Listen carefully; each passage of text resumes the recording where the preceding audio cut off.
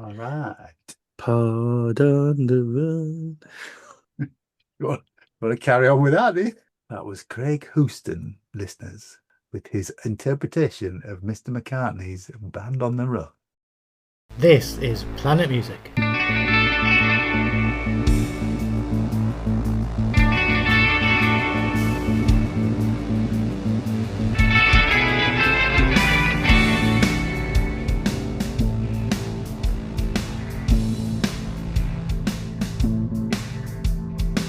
Welcome to Planet Music from the makers of Planet Marzipan.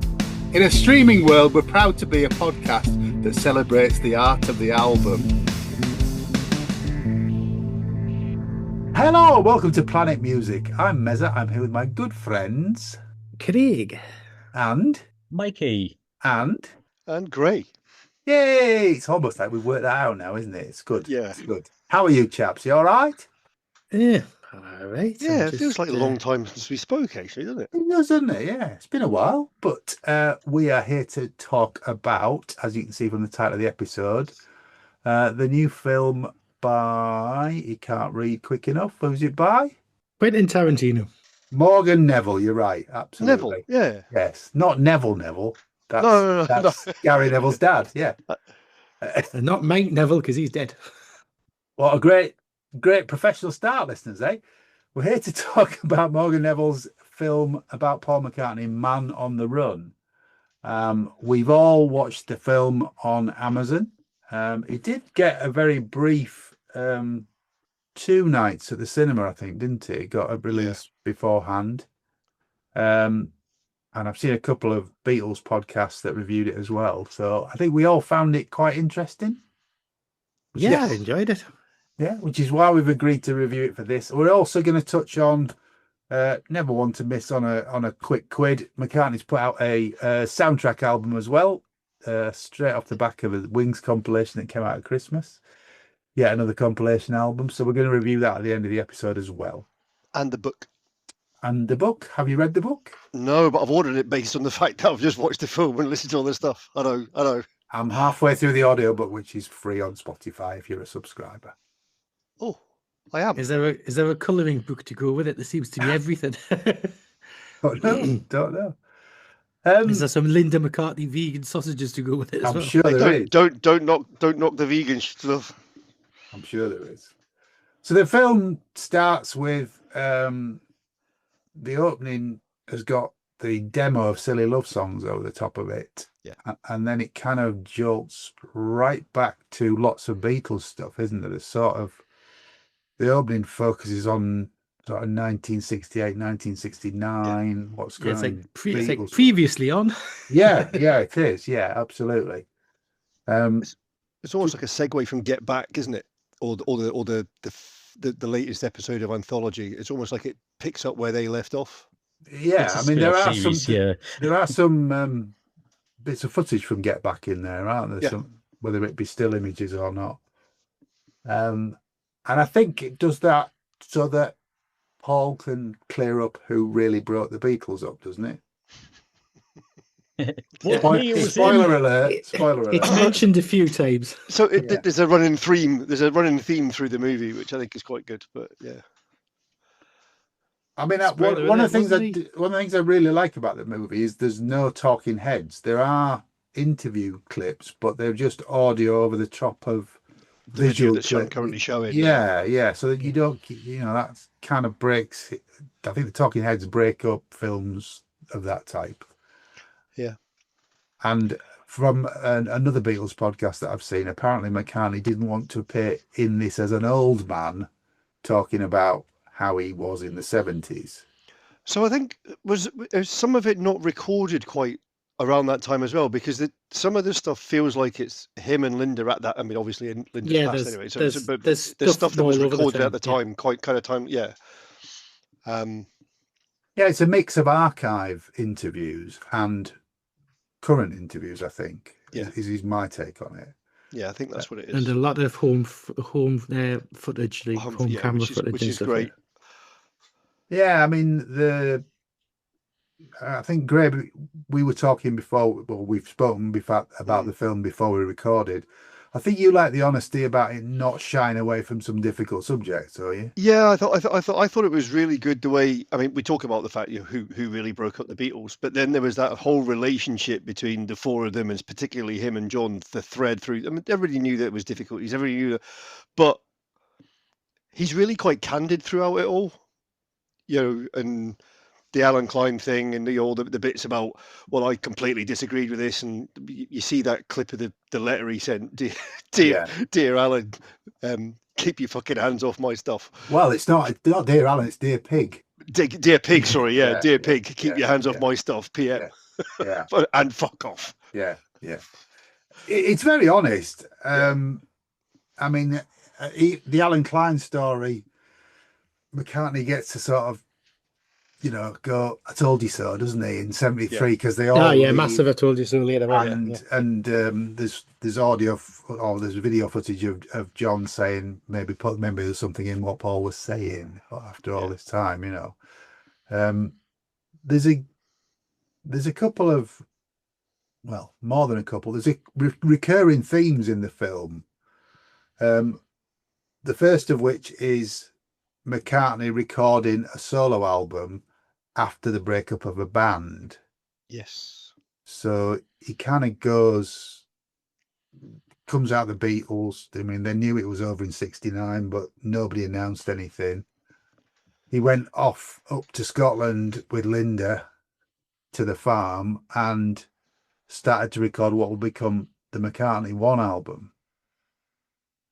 There's like some really, really nice footage of the family up at the farm, isn't there?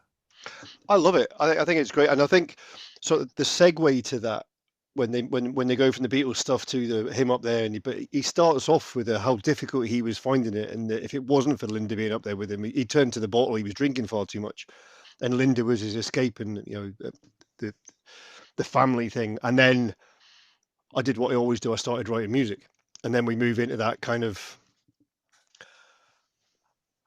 I think the footage gives it a real value to me. The way that family closeness, the it's almost like an honest naivety of it.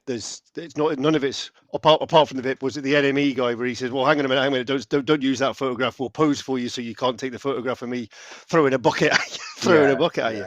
Yeah. But generally, it's like it shows you. He's not dressed like a star. He's got welly boots with welly socks, a vest over a long sleeve t-shirt, and a pair of jeans on, riding a horse and stuff. He's just what was it he said? No, who was it? Was it Mick Jagger said he was just somebody trying to find a grounded life that he'd not been able to have? I think Jagger. There's some. Whether it's footage or stills of him fixing a roof. And Jagger says, "I don't know how to fix a roof." Yeah, it's really good. I think it's nice to see that kind of. I mean, what was he? 27, 28?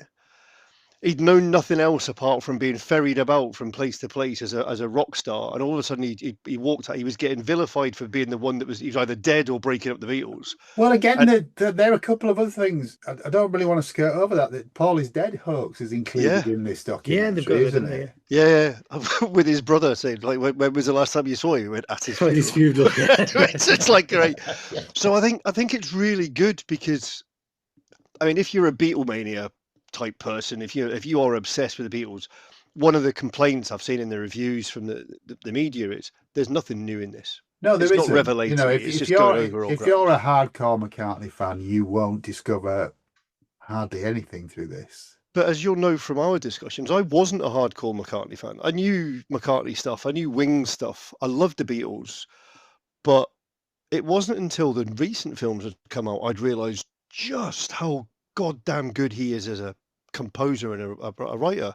And I've become I'm much older than I should have been. I've become aware of this work. So for me, I knew all the stories, but to hear it from him and his take on it is really interesting. What do you make of the early part of the film, Mikey? I found it really interesting, actually, because I wouldn't say I was a hardcore Beatles fan, but I have loved their stuff since I was a toddler, brought up on it all. And I didn't really follow either McCartney or Lennon after the Beatles broke up. You know, I didn't go when I was older. I didn't really go back and listen to the stuff. I was aware of the stuff. I listened to the stuff. I enjoyed the stuff. I think the earliest memory I have is probably the single Coming Up. Wow, that's right at the end of the film, isn't it? That's yeah. And other than that was Muller Kintyre, but I didn't associate that with Paul McCartney. That was Wings for me. And I didn't really sort of like ever really buy into McCartney. You know, I was aware of the big ones like Pipes of Peace and, dare I say, the Fug Chorus. Nothing wrong with that. Like learning all that stuff. I mean, I knew a lot about the sort of like the legal stuff that was going on at the end of the breakup and stuff, but I knew nothing about the farm. And there's a bit when he was coming around to release his second solo album, Ram, and I think it was Sean Lennon mentions in the documentary that it's like his favorite album of Paul's. So I thought, you know what, I'm going to go and listen to it, and I was really pleasantly surprised. It's almost like a long lost Beatles album. Well, yeah, Ram's all over the place, but I think that again, that's another message that kind of comes through in the film, is that early McCartney albums were considered to be less successful than the other, well, but barring Ringo, certainly than George and John's albums that came out. And yet nowadays, I mean, Ram in particular is really highly regarded, but at the time the press was damning. Yeah, I mean, again, McCartney and Ram, they're fairly low-fi affairs. They're not, you know. I mean, I'm amazed. I nearly used the word amazed. I can't use the word amazed because when I talk about maybe I'm amazed. The fact that he managed to record Maybe I'm Amazed under those circumstances is just phenomenal. It's an incredible recording, incredible song. One of the few actual songs on his first solo album. Yeah. Rather than him sort of busking stuff, which is what most of the rest of it is. I mean, Craig, what do you make of the early part of the film? You see, I enjoyed, you know, not saying Revelations, because we've heard for a while now about, you know, how the Beatles split up in a more honest fashion. But the thing that surprised us, and it also they even mentioned it in the thing, is like how much of an actual shithole the farm was, and how, you know, beyond basic it was. You know, the next to nothing up there. It was just isolation. You know, isolation just, and you can understand him running away, and you can understand why he did everything. It contextualizes everything. So I think it's a very, very interesting piece of work. I found that quite interesting as well. So the isolation of the farm and the rundown. I mean, what was it? It was a journalist that had said it was the last place you would expect to see a farmer, rock star. Yeah. But it was a case if he went from there to the house in St. John's Wood, so he was bouncing between this like complete isolation and deprivation to a house in St. John's Wood, living like a rock star for a bit, and like going between the two. And I'm not sure that would have helped, to be honest. You know, like still balancing both lives. But maybe that's what he needed. Well, he still had the legal aspects of the Beatles to tie up, didn't he? I mean, he only came out. The impression I get is he only came out and discussed the end of the Beatles in interviews for the McCartney album. Yes, I think so. Yeah. So he said they all knew that the Beatles was over, but nobody would publicly admit it. Yeah. And apparently that's because Klein was trying to get a new contract for the Beatles with their record company. So, you know, admitting that they were over would kibosh that somewhat. Yeah, and going back to the sort of the conflict between John and Paul is really interesting, because I think Paul said John had already decided the Beatles was over, but he wasn't willing to say it. So when he said it, it was almost like a relief for John. But then when you listen to John, there was the footage of John saying, "I'm really glad Paul ended the Beatles because he was the one that needed the Beatles more than anyone." You know, so it's like that. It's kind of, there's so many different facets to it, and we'll never really know. I mean, we know we'll know what people say and what have you, but I can't imagine what it would have been like. You live in each other's pockets for so long, and then having to tear it apart and work out how it maybe that's where the isolation was needed. Yeah, I mean, I think Paul says that of John that John found it a really exciting time. It was like having an affair with somebody else, leaving the Beatles, you know. So I could kind of see that, but yeah, it must have been really strange for McCartney. I mean, I have to be honest and nail my colours to the mast. I've never been particularly a fan of Lennon, so I've always followed McCartney. I've got all the albums. I have had. I'm not one that buys. Yeah, these guys are going to laugh at this, but I don't buy the big box sets for McCartney because there are too many of them and they are too expensive. Yeah, no one's saying anything. I buy the big box sets of other artists. Yeah. He hasn't bought them yet. No, I haven't because there's too many of them. I mean, there's some I want, but I buy the 2 CD reissues of his albums, which have a few B-sides on and things. Just for, was it 2018 you did that archive collection stuff? They've been out, well, I think 2009. The first one was Band on the Run, so I don't know when that was. Yeah. But to be fair, John, I think you found it possibly slightly easier to follow Paul McCartney's career post 1980. Putting it out. Yeah. Yeah. We'll talk about that in a bit, Craig, because it's just come up in the film, doesn't it? Yeah. But from Ram, then we kind of move into, well, McCartney wanted to put a band together, and he approached Linda as the first member, saying, "Would you be in the band?" And she said, "I don't play anything," so he just showed her where the middle C was on the piano. He just wanted somebody who wasn't going to say no straight away. Yeah. And then Denny Sywell, who's on the McCartney album, was recruited for Wings. Around this time, Lennon put out "How Do You Sleep" as well, which has a real sort of dig at McCartney. That's not just a dig; it's a proper kicking in the bollocks. It is, yeah. And I presume, well, certainly it feels that way from the film that Paul knew of Denny from his time in the Moody Blues, so they were friends, and that's why Denny was recruited. And then they brought in Henry McCulloch, and they went up to Scotland to what McCartney was now calling the Rood Studio, which was basically a barn that they were recording in. With a hand-painted side. Yeah. There is some rehearsal footage from January 1972, which is really interesting. Them playing Lucille. Yeah. And then it goes. The next stage of the film is talking about Wings' first tour, where they would just jump in a van and turn up at universities and say, "Do you fancy putting Paul McCartney on tonight?" Yeah, that was funny, wasn't it? We've got Paul McCartney in the van. Do you want him to come and play tonight? And they had to go out just to prove that it was actually him in the van. Yeah. There's lots of footage from the tour, including them travelling on an open-top double-decker bus.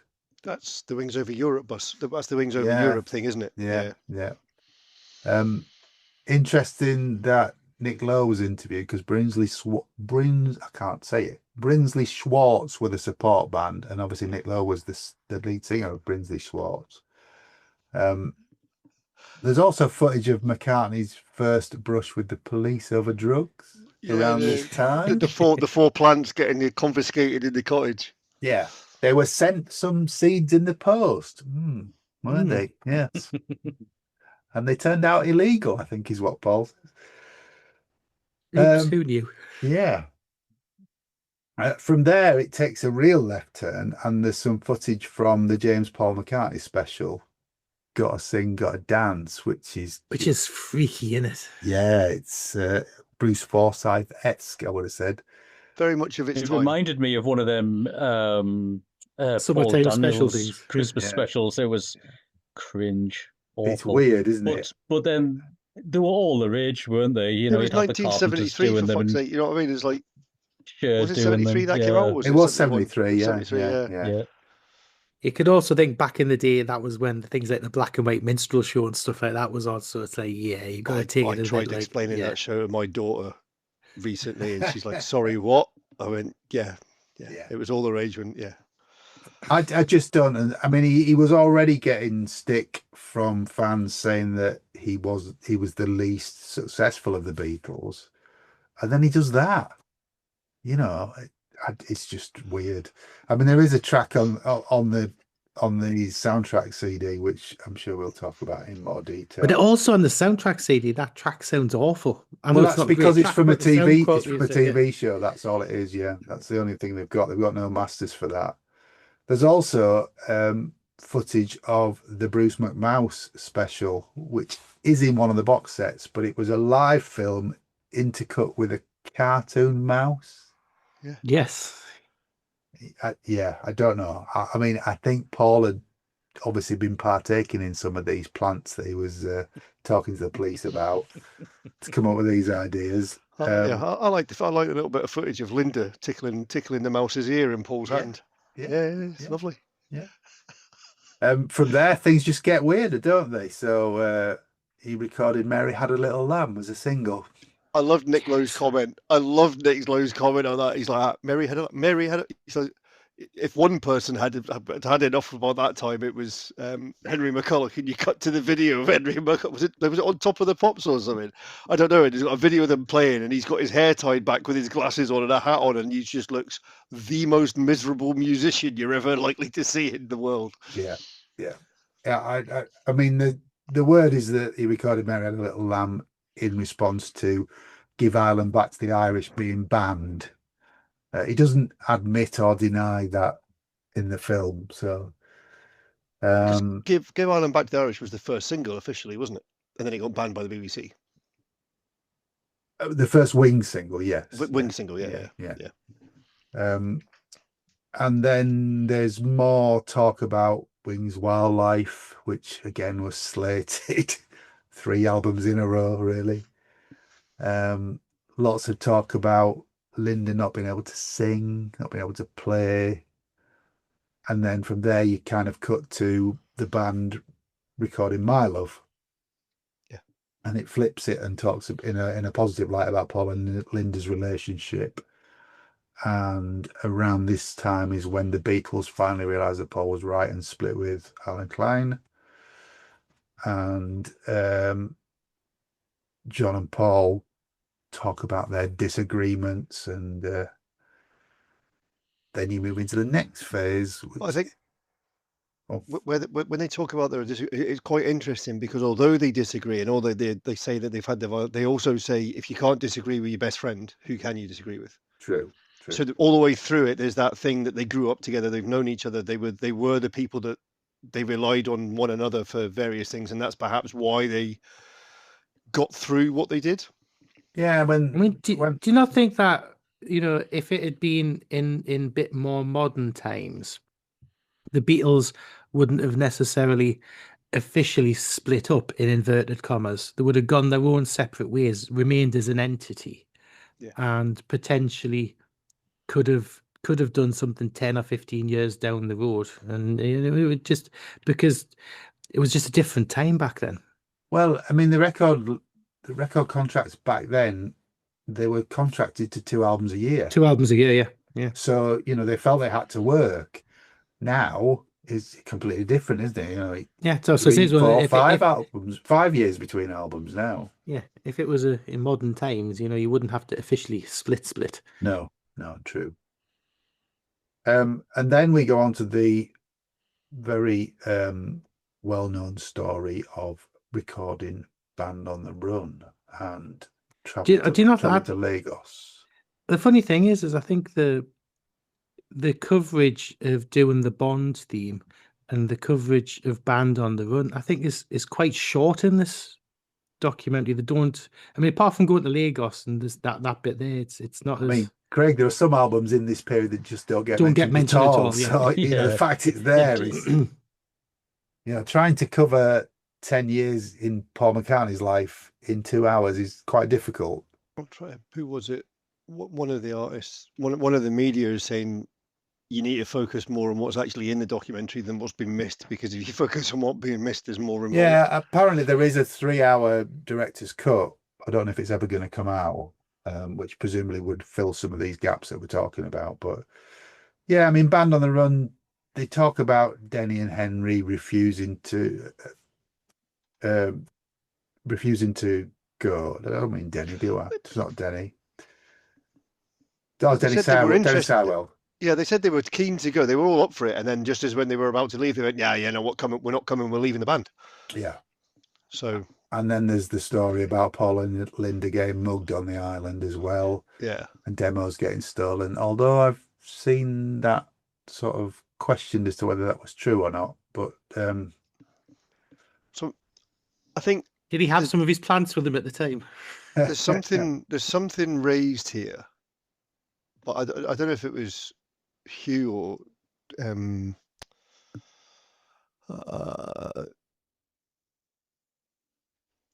they say, it wasn't.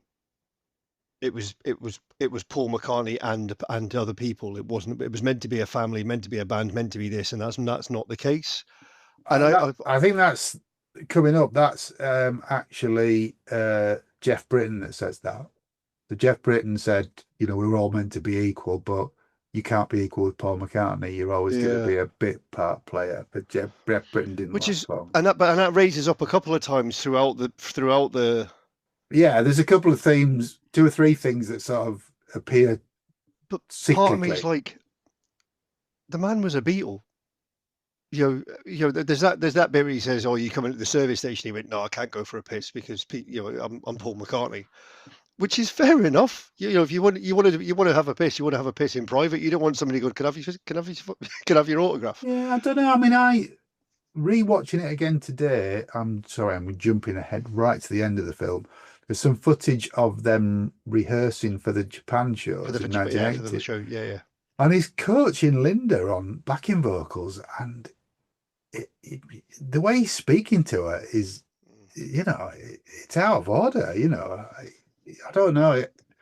He wasn't happy then, though, was he? He wasn't happy, and I suppose as a band leader, you want it to be right, but yeah.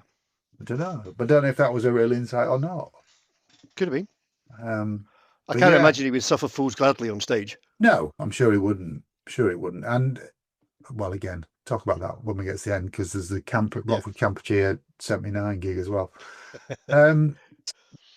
There's quite a big, 2 or 3 minute section on the sleeve artwork for Band on the Run and taking the photos. Seeing the photographs getting taken, yeah. Yeah, which is interesting.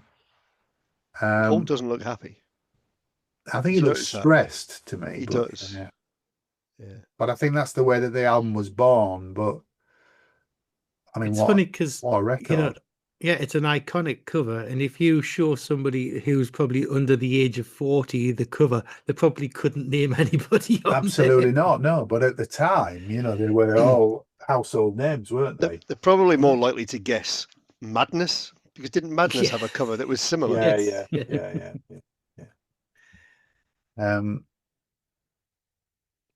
And then because the guys, it was just down to the 3 of them then, Denny Lane, Paul and Linda. So he's got to replace the 2 guys that have left, and he brings in Jimmy McCulloch and Jeff Britton. And there is some really amazing footage from One Hand Clapping, which came out as a live album in 2024. And it's heartily recommended. It's a brilliant 2 CD live set, live in the studio though. That version of Soily that's on there, man, it rocks. Who was it in the film that said it is the grittiest and best thing that McCartney produced? Yeah, it shouldn't have remained unreleased all this time. It's great. The film itself isn't amazing, but the soundtrack is brilliant. Okay, so you can edit this bit if you want. But I've got a little story about Jimmy McCulloch.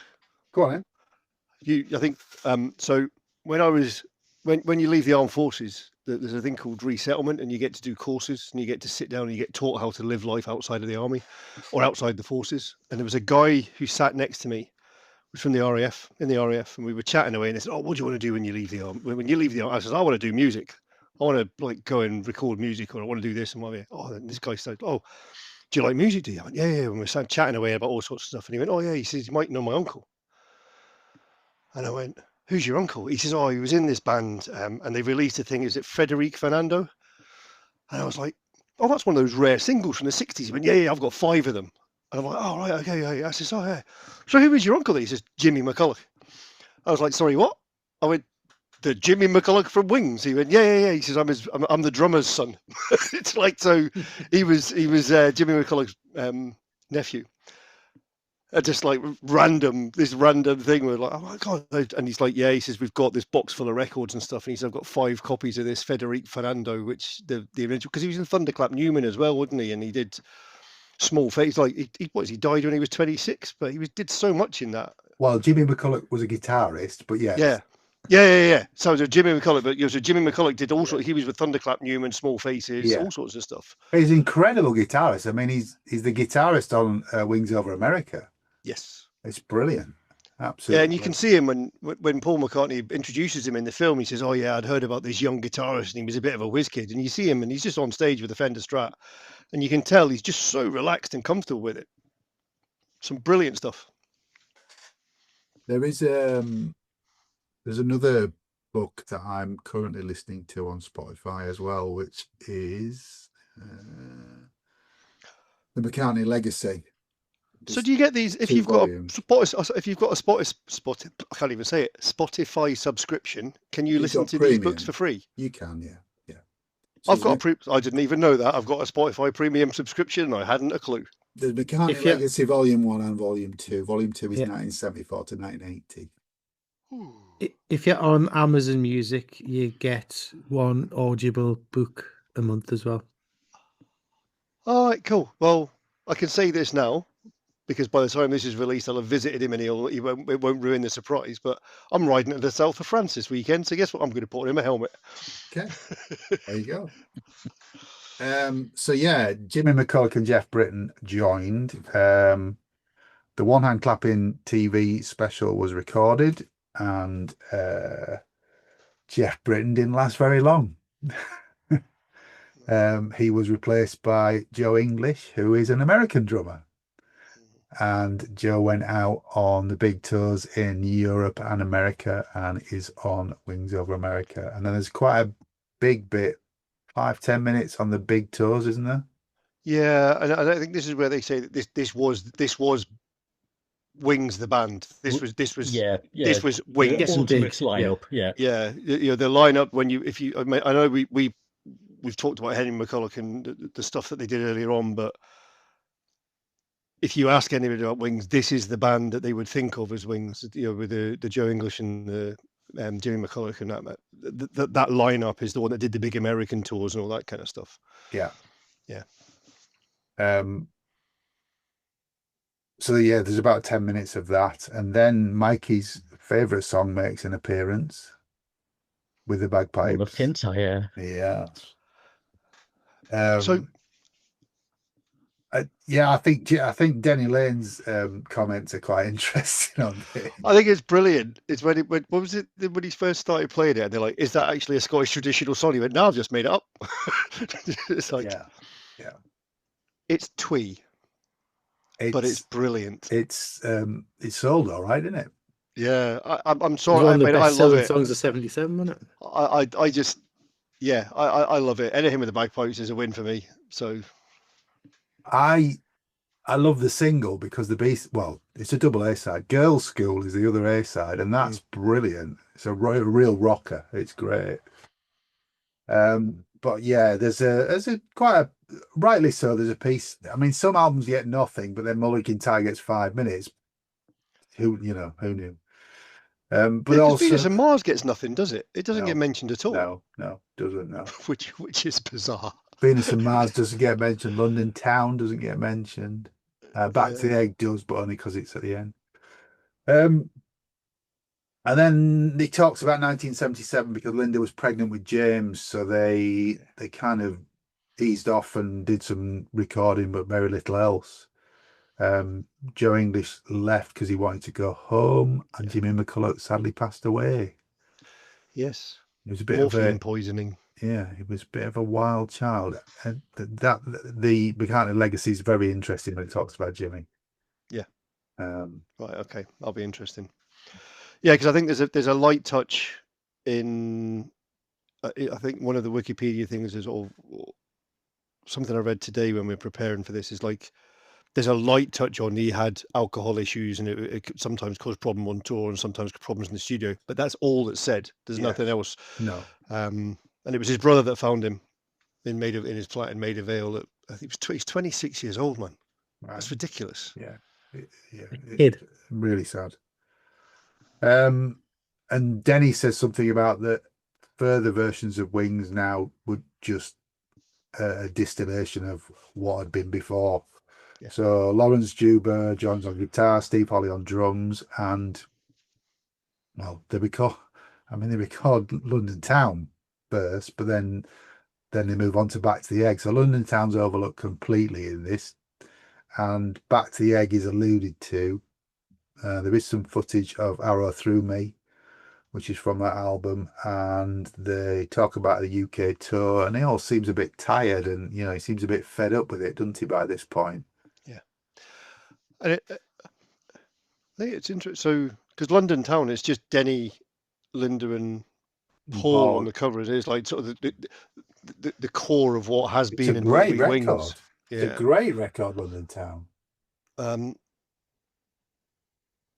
then we head Back to the Egg, which is more of a sort of band album. So I don't, I don't really know why Denny says what he said there.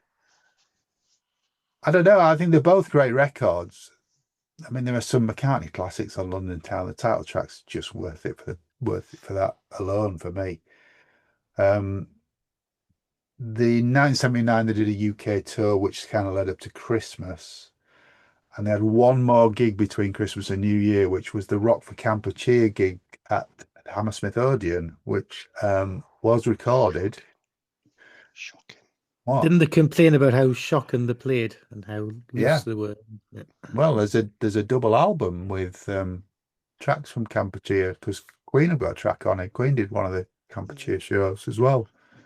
But in the footage on this film from that gig, he was a combination of, or he looked to be a combination of absolutely miserable and totally furious.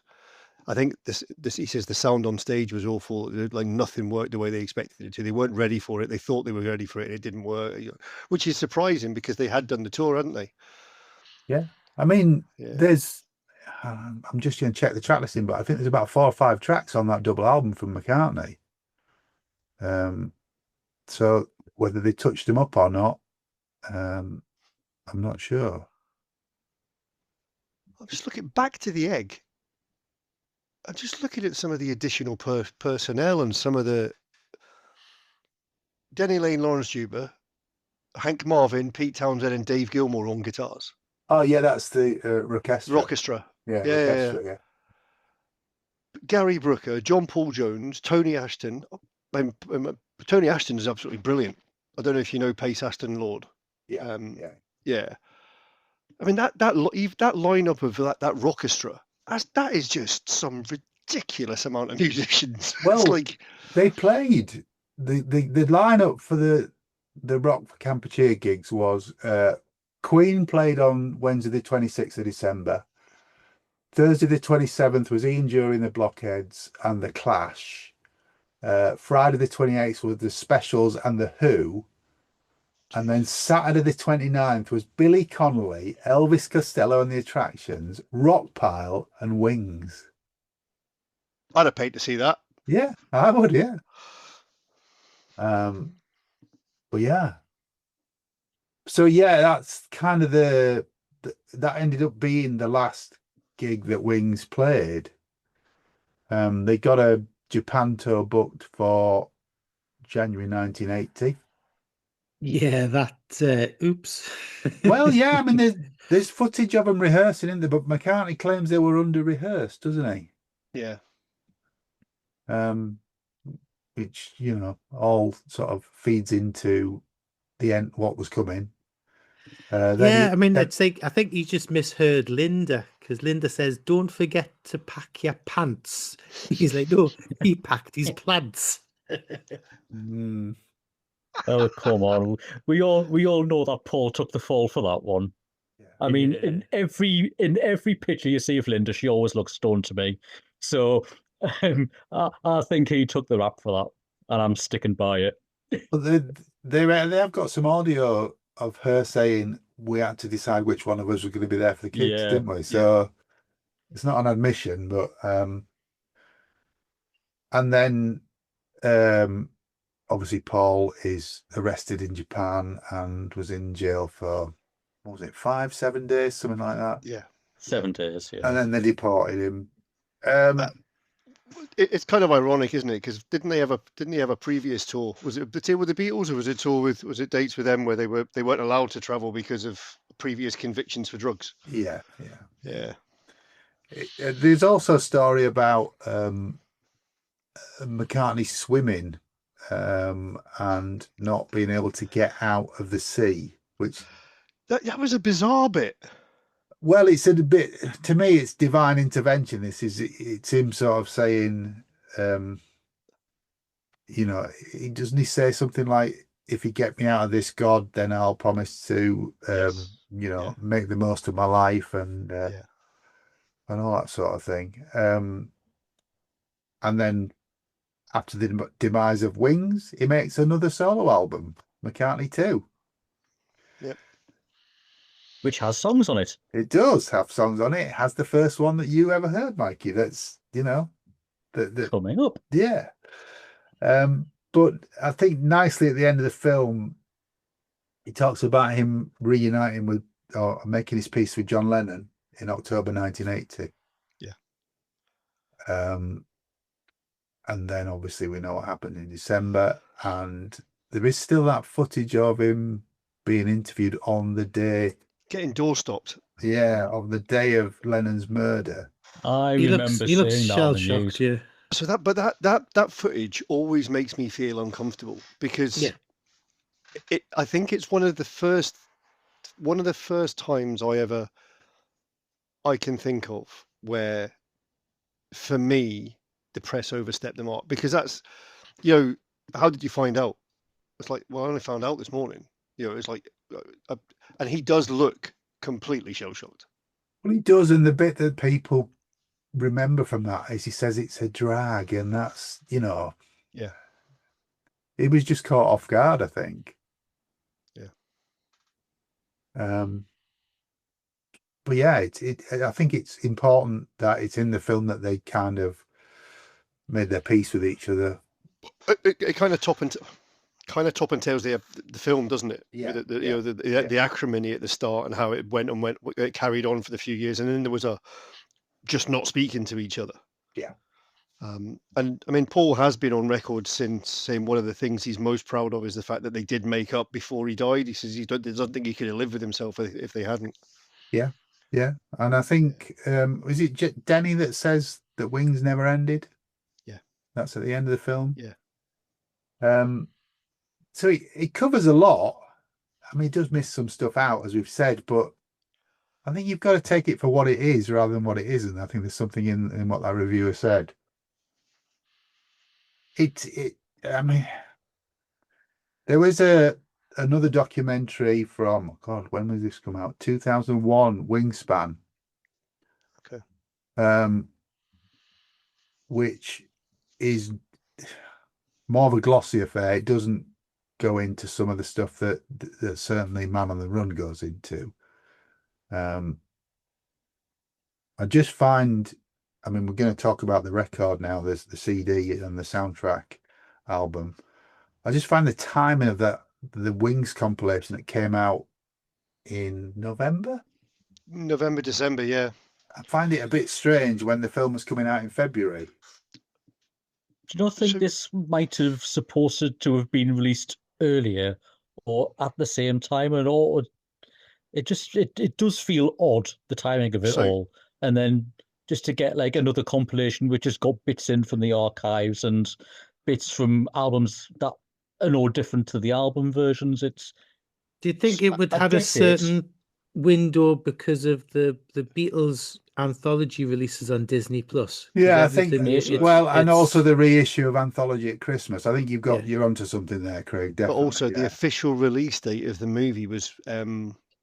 The official release date of this Man on the Run was August 2025.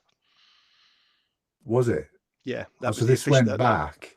So it was the official release date was August 2025, and then February 26th was the Prime Video release. Right. Okay. So it kind of went between, and it does say, if you look at the Wikipedia thing, not that I ever reference that as a source of accuracy, but the film coincides with the 2025 box set Wings and the book Wings: Story of a Band on a Run.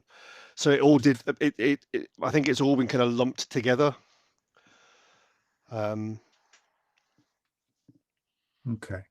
Yeah.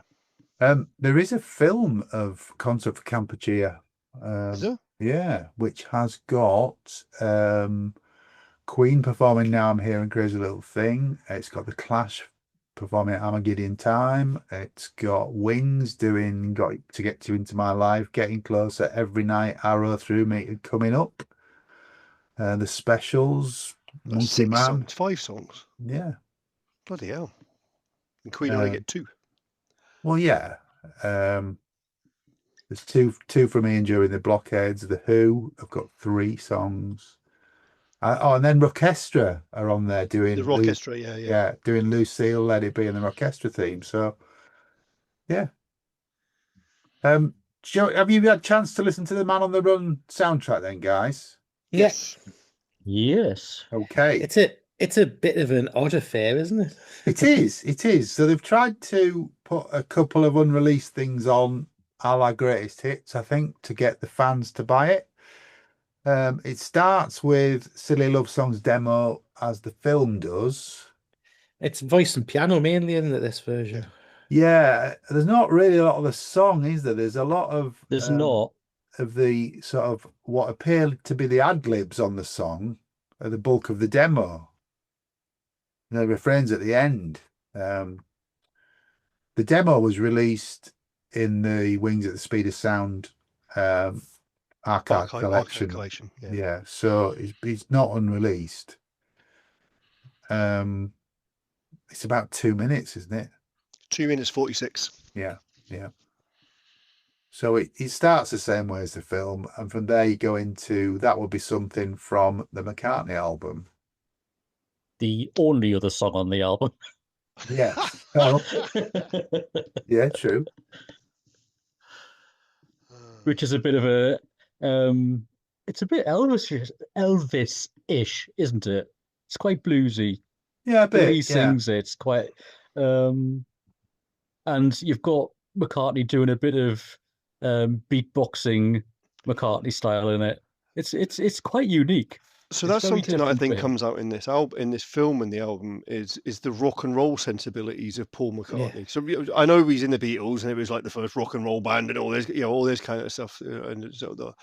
But when you sit, we're talking about the rehearsal schedules when they're doing. Was it Lucille? We saw them doing the rehearsals. Yeah. All that kind of stuff, and that's quite apparent throughout the film. About the rock and roll sensibilities of Paul and the stuff that, although he does all this other type of, when we'll get to track 6 in a bit, but he does all sorts of stuff. But throughout the theme of it, there's that rock and roll bedrock. I have to say, as a McCartney fan, the things I like the least are when he falls back to his rock and roll roots. I agree, but it just seems like he doesn't have to try. Yeah. Lyrically, say on this one, I was listening to it. I thought, he's trying to do, some of the vocal delivery. He's trying to do like a Liverpudlian Elvis. Yes. Yeah, maybe, yeah. The accents were funny throughout the film, to be honest with you. Like some of the Scottish stuff and the Irish stuff, and the way it's like.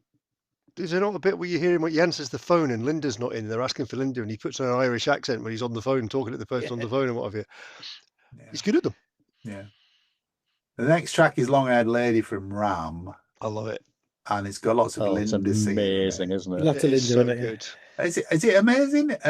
It's interesting. I don't know about if I would use the word amazing, but yeah. Oh, it's absolutely stonking. There's nothing wrong with this song at all. That the sections where they go into the "My Love Is Long" is as good as "Hey Jude" or "Carry That Weight" for me. It's What? Oh, honestly, I think it's a bit of a throwback, and I love it. I do really like that section, I must admit. Yeah. I'm not quite sure it's at that level, but I do like it. Yeah. I think it's there because it illustrates in the film when people were criticizing Linda for being in the band and stuff, and it's there to sort of illustrate why they might think that. To me, but yeah. I must admit, I have been paying a lot more attention to the keyboard parts and some of the stuff in the live shows since watching this now. Because I remember when I was younger, a good bit younger, all the criticisms of Linda were, why is she even in the band? So because my mum and dad, I remember my dad's collection had everything from Red Rose Speedway on. Yeah. I don't think he had McCartney and Ram, but everything else my dad had in his record collection. So I used to play them every now and again. So I do remember that. But I remember they're like, well, I'm not really sure she's actually doing anything worthwhile, is she? And all that kind of stuff. And it was in the news as well, wasn't it? There was like all sorts of fans making statements about they shouldn't even be married and why is she even in the band. Well, that's in the film. They include that in the film because there's footage at the wedding, and then they're interviewing female fans afterwards, and they're absolutely distraught. But yeah. And then there's another track from Ram, which is track 4, Too Many People. I like that as well. It's another good one. It's another good one. I think it's more McCartney. It's more McCartney than for me. That you know what it reminds me of in parts. What? It's got that. I think this could have lived on Yellow Submarine had it been a bit better produced. It's got a very Baby or a Rich Man feel to it. Especially when you've got that play out of the sort of like the Indian style music, and there's just a hook to it, but it's quite heavy on the acoustic guitars, but there's some glorious bass work going on as well. I'm going to sing Ram's praises for the next couple of years because apart from Uncle Albert, I think these are my 2 favourite tracks that are on Ram anyway. Sorry, nothing touches Uncle Albert Admiral Halsey. Nothing else on that record. It's brilliant, isn't it? It's amazing. That should have been on this collection. It really should have been. And it's on the film though, isn't it? Yeah, it is. Yeah, but it's not on this. Yeah. See, it's interesting. This is a better soundtrack album. All right, it's a far better soundtrack album. But I'll talk about that. Of course, this is what, because obviously they can't see what you're holding up. Wingspan is a better compilation. All right, it's 2 CDs, it's 40 tracks, and it's a broader selection. Yeah, but I do think this track, and it's got Uncle Albert on it. Yeah, but I do think this track is very much a 70s Beatles song, really. I'm with Mike with what you're saying there. John and Yoko, isn't it? It was, yeah. It's interesting that John, were you saying about him falling back on the rock and roll stuff, and it's almost as if he doesn't have to try it. It's almost as if he's just doing it because it's easy. And then, I mean, that's his roots. He's every right. Yeah, I know, but Mikey's saying if you listen to the sort of Too Many People and Longhaired Lady in the Hey Jude style vocal composition and the bits with in Too Many People and the way it's written. I was listening. Was it Greatest Hits Radio on Sunday with Paul Gambaccini doing something about the Beatles and what have you? And there was a quote from John Lennon that said, "Let's be honest. I did the lyrics and John did the composition. People will always remember the hooks from John's music. Nobody's going to ever remember a hook from something like I Am the Walrus." And he was talking about that compositional skill, the way Paul McCartney, and I don't think I realized it until I watched Get Back and the way he built music up from that, like just a little tiny little concept, and then within a few minutes had made this thing that was a piece of magic. But you can hear that in the more complex Wings stuff. the way he builds music and the way he builds songs and the way he can get his ideas out is phenomenal, absolutely phenomenal. But yeah, I mean, things like Run Devil Run, it's an album from 1999. It's just rock and roll covers, really.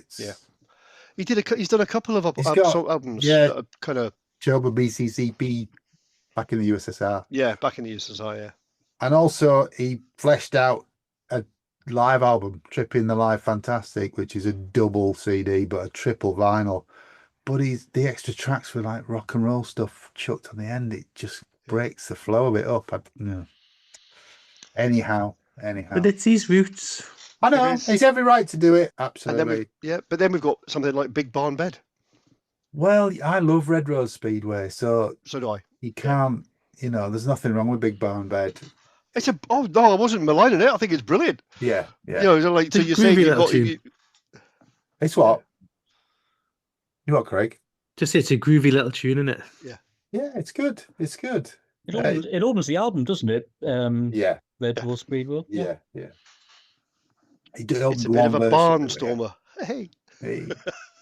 Yeah, no, that's what Wings were in the sort of early 70s for me. That's a fairly typical track. It's great. We've got to talk about track 6, haven't we? Which is the one from the James Paul McCartney TV special, Gotta Sing, Gotta Dance. No, you don't. So as Craig says, it's not particularly great audio quality because it's taken from the TV recording. This is there because it's unreleased, I think. Yeah, so it's the first time it's been released outside of the TV show, isn't it? Yeah.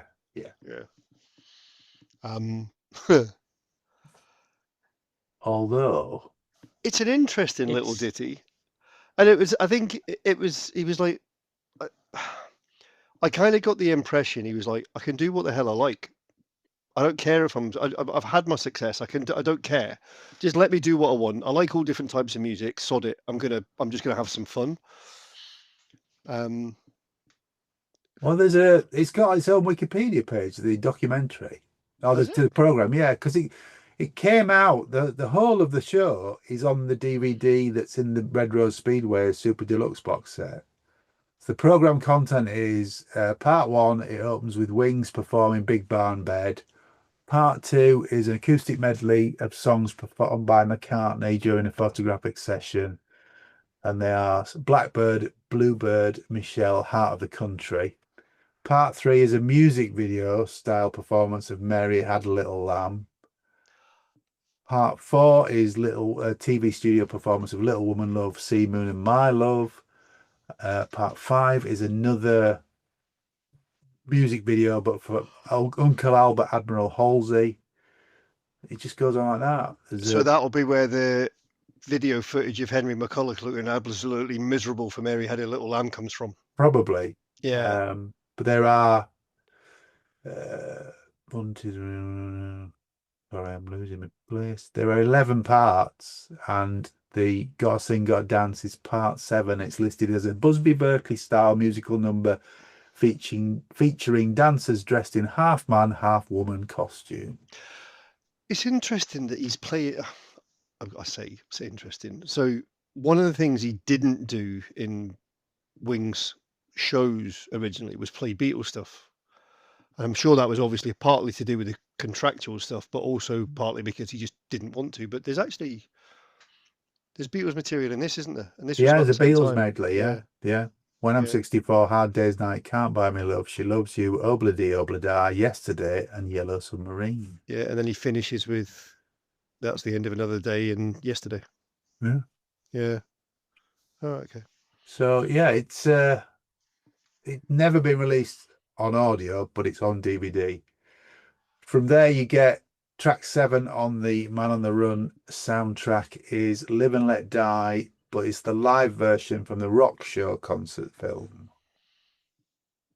which I think is introduced by Linda, isn't it? Yeah, it is. Yeah, a song about spies and intrigue. And, yeah, I the song's just stunning. Yeah, absolutely. So the next one, the classic Bond. I was actually really pleasantly surprised at how well it came across live, because it's a very highly polished and produced song, and they pull it off really, really well. I think the only bit where it falls flat for me a bit is the "What does it matter to you" part. It's just a little bit flat. But other than that, I'm quite intrigued. I'd quite like to watch that Rock Show film. Rock Show's great. I've got it on Blu-ray. Yeah, it's really good. And I found an interesting tidbit today, because it's actually the very first film that was released by the company Miramax. Is it? Okay. Wow. Yeah. Okay. Cool. And then track 8 on the CD is Band on the Run, which is the album version. What can you say about Band on the Run that hasn't been said before? Nothing. It's another one of those songs, the album version of it. It's another one of them songs where it's got like 3 bits that he's like seeked together. I think a lot of my favorite McCartney songs are made up of its multiple parts. And this is another one of them. It's just iconic, isn't it? Really, it's brilliant. We know a few bands that do that, Gray, but yes. Yeah. Cut and paste it. maybe not quite with the deftness that Mr. McCartney does on occasion, but track 9 is the other unreleased track, and it's a rough mix of Arrow Through Me from Back to the Egg. Now, all it actually appears to be to me is the final version without the horns on it, because McCartney's singing the horns. That's pretty much what I took from it, John, because I've compared the two today, and I thought, well, apart from the brass, there's literally no difference. It's interesting, isn't it? You see some of these things where they say this is a rough mix, or it's take number 6, or what have you. And it was the same with, I think we mentioned the same with the Fish deluxe editions that came out, the last 2. Yeah. The remasters, when he says, "Oh, here's the demos." I'm like, they're not really demos, are they? They're production copies that don't have the final bits on them. And that's what this is. It's like it sounds like it's a finished song, but needs the overdubs from somebody else on it. Well, they've been putting out half-speed remasters of the McCartney albums, and when they did Band on the Run, they did a 2-disc version, which is on CD as well, and it's gone underdubbed instead of overdubbed. Has it? Underdubbed version, right, which is before all the orchestration's been put on. It's an interesting listen. Whether you play it much or not, I don't really know. But yeah. And then track 10 is Mikey's favourite McCartney song, Mulligan's Tire. Mulligan's Tire. I'm not telling you my nickname for it. Awesome. It's too rude. And you know, you have to tell us off mic. Shall we not? And it's funny, because I didn't even know it was a Christmas number 1. Didn't even know. And I've just been looking at the Christmas chart in 1977, and there's only one Christmas song in the top 10, and that's Bing Crosby's White Christmas, which was a re-release. All the rest of them are just standard pop songs. It's weird. But to this day, it is still the highest selling single of all time that isn't a charity song. 2 million copies. I mean, you did 1.5 million of them are grannies. Got bagpipes on it. And the other 500,000 are Scotsmen. Yeah, it's got bagpipes on it. Yeah. So this is 77, 76, 77 was about where I started being aware of everything, music-wise, and being what I liked and what I didn't like. And I remember this vividly. Yeah, I do as well. I remember being 77. I will have been 13. So I remember 30, did you say? 13. I remember watching it in the youth club because they used to have Top of the Pops on the TV in the corner of one of the rooms in the youth club. I distinctly remember watching it there. Yeah, what can you say? It's a classic. Track 11 on the soundtrack CD is Coming Up from McCartney 2, studio version. In America, the single was the live version, not the studio version. Was it? Yeah. Right. I remember the song, but I wouldn't have placed it as a Paul McCartney song, which is bizarre. No, I wouldn't. I remember the song, and I know the song. You play it, I'm like, oh, I love that. If you'd said to me who wrote it, I'm like, I don't know, which is bizarre. Well, the McCartney 2 album was quite experimental for him. There was a lot of synths on it.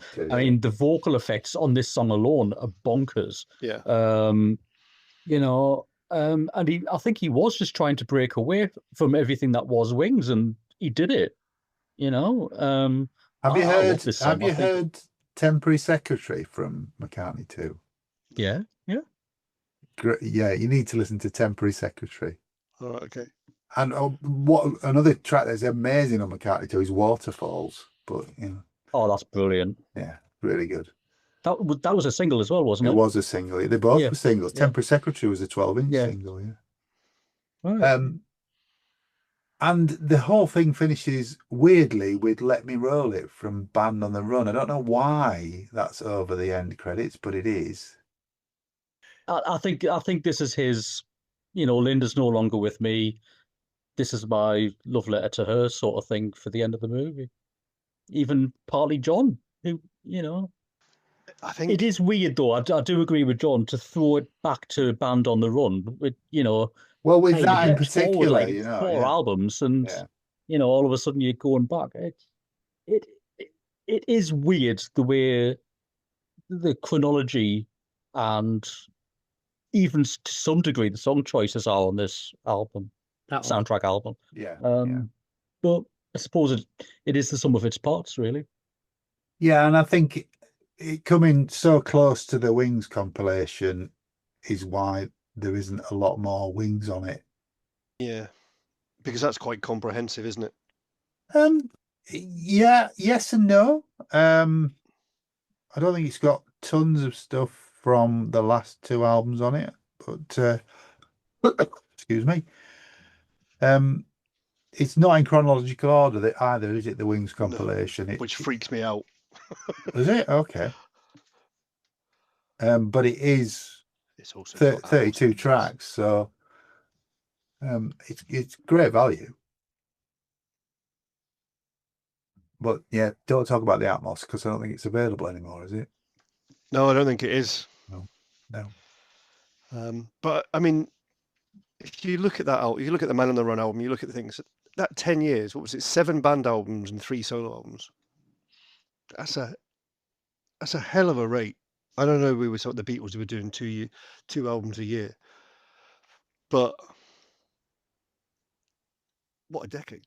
Yeah, I mean, as we said, record contracts were like that. They had to put albums out, I mean, there's some dross in there. If you've heard the rest of Wings of the Speed of Sound, apart from the singles, you'll know what I'm talking about. Yeah, I have, yeah. Cook of the House is bloody awful, but it's what you do when you let Linda hit microphone, isn't it? But so I think one of the things that's interesting about the McCartney material, but particularly in this period, is it all sounds to be all right. You've got things like Band on the Run, you've got Live and Let Die, which were written for a purpose and all that kind of stuff. But the stuff we class as really not that good or weird or what have you, it's all about life. It's not like it's like he's taken something that happened that day and written a song about it, and it all just is like having a bit of a laugh. Do you know what I mean? It's like, it's weird that it's far more natural and less contrived than some of the stuff that John put out. Yeah, and I really struggle with John Lennon's solo material. I just have never clicked with it at all. Any of his solo material, yeah. Whereas the more I listen to Paul McCartney, the more I find that I love. I think there's a lot for you to go back and discover with Paul. There's certainly more albums, but Imagine is a classic album, isn't it? Yeah. And All Things Must Pass as well. George's early George album is great. George's album's brilliant. Yeah. But just going back to the Wingspan CD that I was talking about before, I mean, the track list on Wingspan, I'm not going to do them all, but CD 1 is hits. So it's Listen to What the Man Said, Band on the Run, Another Day, Live and Let Die, Jet, My Love, Silly Love Songs, Pipes of Peace, Sea Moon, Hi Hi Hi, Let 'Em In, Good Night Tonight, Junior's Farm, Mull of Kintyre, Uncle Albert, Admiral Halsey, With a Little Luck, Coming Up, No More Lonely Nights. Brilliant. Okay, yes, that's a bit of a CD and a half, isn't it? Yeah. And then the second disc has got some more obscure album tracks on, but it has Maybe I'm Amazed is in there, Heart of the Country, Every Night, Venus and Mars Rock Show's in there, Tug of War, and the play-out version of No More Lonely Nights from Give My Regards to Broad Street. Sorry. So Wingspan, what does that cut? How far does that go up? Does that cover right up until the new? Because if it's got Pipes of Peace and stuff in it, as well past Wings. It goes past Swings, yeah. Right. Okay. Yeah, it goes past Swings, yeah. All right. Okay. But it's good, and you can pick it up relatively cheaply. I mean, there is also Pure McCartney. Yes, there is. Which is a nice compilation, available in 2 and 4 disc versions. It says reaching right up onto the shelf we can't really reach. But at the risk of alienating every Marillion fan in the world, like, how many copies of the same song do you need? Hashtag Easter. And the answer to that is more. Yeah, N+1. Yeah. So, Pure McCartney came out in 2016. Oh, okay. And it's got 39 tracks on the 2 CD version. The 4 CD is great. It comes in a little book and everything. But this covers all eras, apart from, weirdly, Flowers in the Dirt. There's nothing from Flowers in the Dirt on this compilation, because they were about to reissue that. That's the only thing that lets this down, really. But yeah, because the Mullican Tire version that's on the film and soundtrack is that version from that Pure McCartney, the remastered version, isn't it? Yeah, it is. Yeah. There's a really good 2015 remix of Say Say Say on here, which elsewhere. Not something I've ever said before, but there we go. Anyway, have you seen Paul McCartney Man on the Run film? If so, what do you think of it? Please put some comments in our Facebook group, Planet Marzipan Presents Planet Music Podcast. Rolls off the tongue, doesn't it? Yeah, please put some comments in there if you can. Has this been the sort of episode that you like? Would you like us to do more of this sort of thing? We have some episodes, slightly different episodes coming up. Mikey's come up with an idea for for fictional compilation albums. Do you want to just briefly explain what that is, Mikey? Because I think we're going to do the cover versions one first, aren't we? We are. So the idea is we are going to celebrate the art of the compilation album.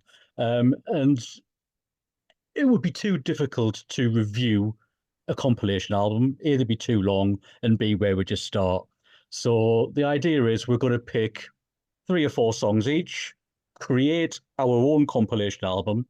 And each time we do this, it could be once every 6 months or whatever. We'll see how it goes. And each time we do it, there'll be a theme. And the theme for this first one is cover versions. There is a post on the Planet Music Facebook page where we've asked people to submit some choices of their favorite cover versions. We've had a massive response so far, and myself and Graham have been messing around with an Apple Music playlist, and as it stands, the playlist that we've put together sits at 195 songs and runs for 13 hours and 40 minutes. We won't be discussing all of those, listeners. So no, we're going to pick a couple each. Epic. So if you haven't already, would love to hear some more of your favorite cover versions. Please post on the Facebook page. But that's coming soon. But anyway, all that remains to be said is thank you very much for listening to this podcast. If you do like our podcast, please like and subscribe, and maybe even do a review so that we can get our podcast out to more people. I would just like to thank the following for their help tonight. Graham Tennick. Thanks for having us as usual. It's been a pleasure. Thank you, matey. Michael K. Thanks for having us again, boys, and ram on. Thank you, Mikey. Yeah. From the film. It's from the film. Ramon, that's your Sunday name, isn't it, Craig? Ramon Houston. Thank you to Craig. And on that note. Yeah, on that bombshell. All that remains to be said is it's good night from me. It's good night from him. Take care, and Mikey. Stay alive. Ramon! Ramon.